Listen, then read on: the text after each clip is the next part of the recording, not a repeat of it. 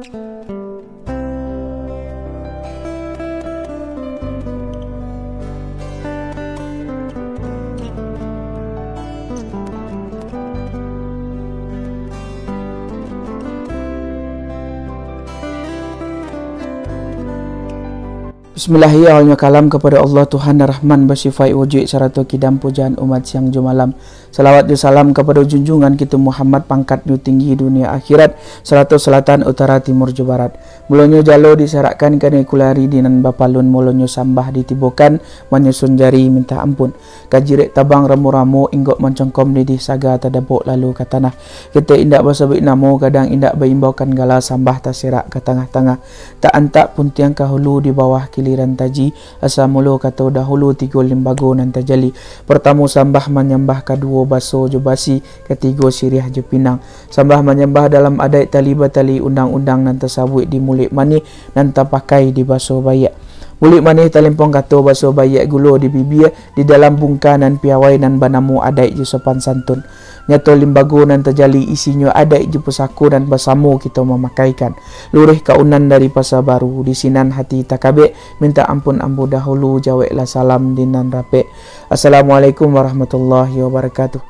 Lunsanak Sula Bendang Projek dimanapun berada, selamat datang di Balai Nan Rendah.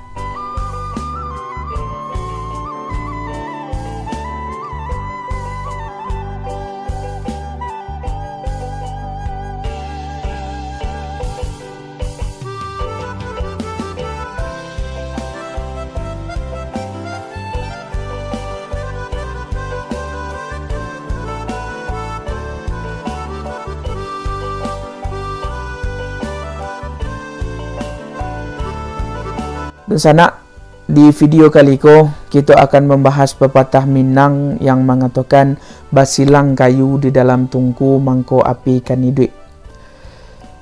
Yang mana pada pepatah nan kali ko tentunya ndak asing di telinga dan sana kasadonyo karena Allah sering bana Allah acok bana beraso dan sana menanga pepatah nan kini ko.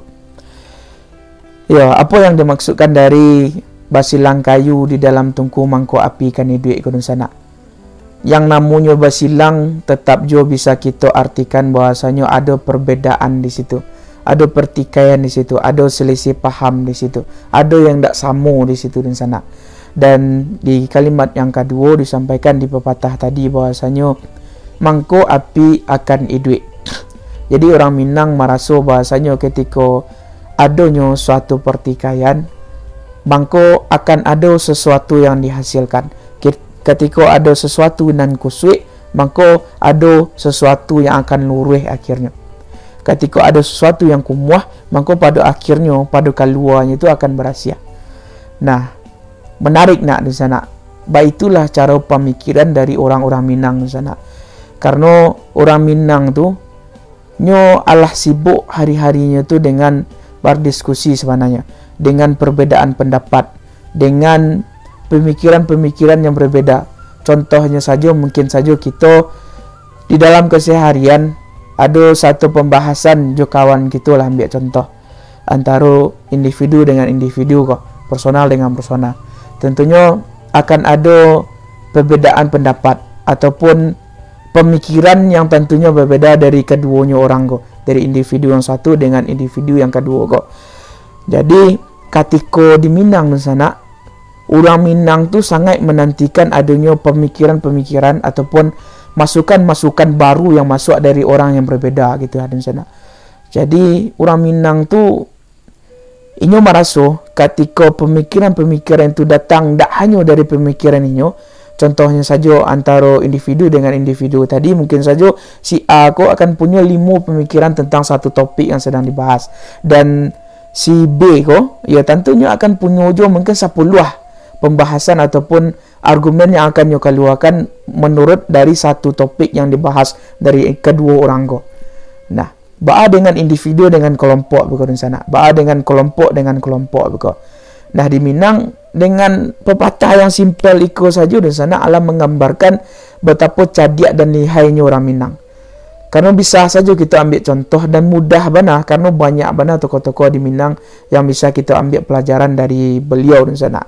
Ya contoh saja ada Buya Hamka kan, ada M. Natsir dan lain-lain, tokoh-tokoh dari Minangkabau, ada Imam Bonjol dan lain-lain. Dan di situ kita tahu bahasanya dalam soal berdialektika gitu kan, berretorika, dan khususnya untuk berdiplomatik tuh, nah itu memang orang Minang yang paling lihai di sana.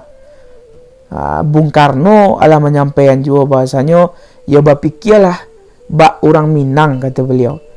Jadi ya sebenarnya banyak sih kunci-kunci bak ke orang Minang tuh ya dikatakan sangat lihai dalam pemikirannya.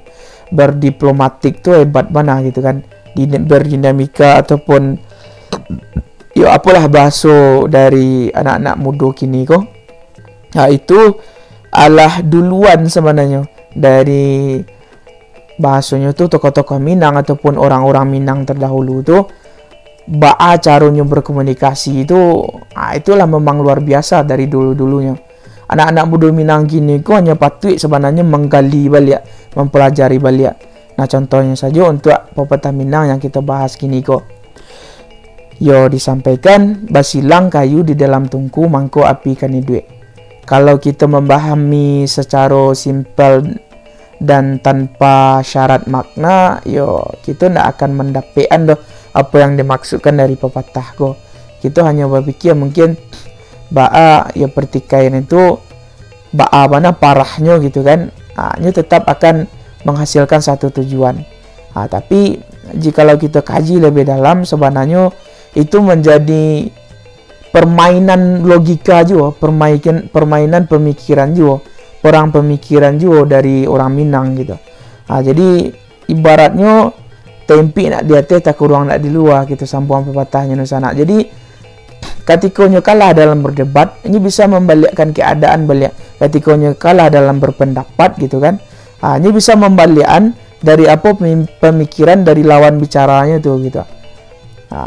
Paham tak di sana? Nah, iko kawan-kawan yang mungkin sering dalam dunia misalnya lomba debat lah, ataupun di organisasi lah, atau menjadi tokoh masyarakat lah, kan banyak tuh menerima pemikiran-pemikiran dari anggotanya ataupun masyarakatnya.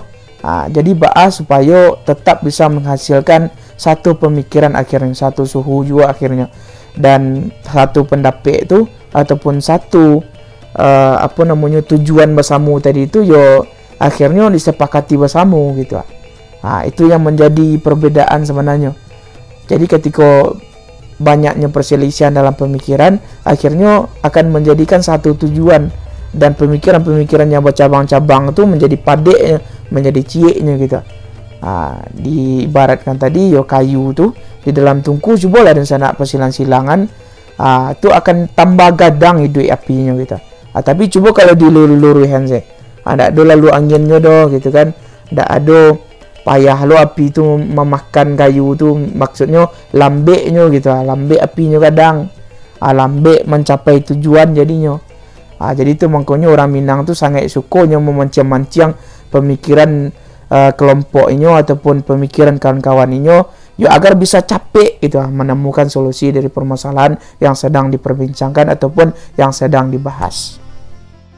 Nah itu di sana, mudah-mudahan bermanfaat untuk kita bersama. Nah tentunya masih banyak kekurangan dari pembahasan yang ambo berikan. Ambo minta bana kepada Nusana untuk berikan komennya di video iko. Nah silakan di like juga, dan tolong di subscribe, dan tolong di share kepada kawan-kawannya sadunya Nusana. Yang mudah-mudahan bermanfaat juga untuk kita bersama. Ibarat biduk kacik nan alun sudah, pakakih nan alun langkok bana, jika balaya manapi-napi, kok katangah takut di gelombang, kok katapi takut di buayo. Tak mungkin si bisu kamu nyanyi di sana, tak mungkin si buto kamu membiang, tak mungkin si lumpuh kamu menari. Sama-sama kita beraja, mudah-mudahan channel itu menjadi tujuan kita bersama untuk menambah ilmu dan pengetahuan kita seputaran tentang adat Minangkabau. Wassalamualaikum warahmatullahi wabarakatuh.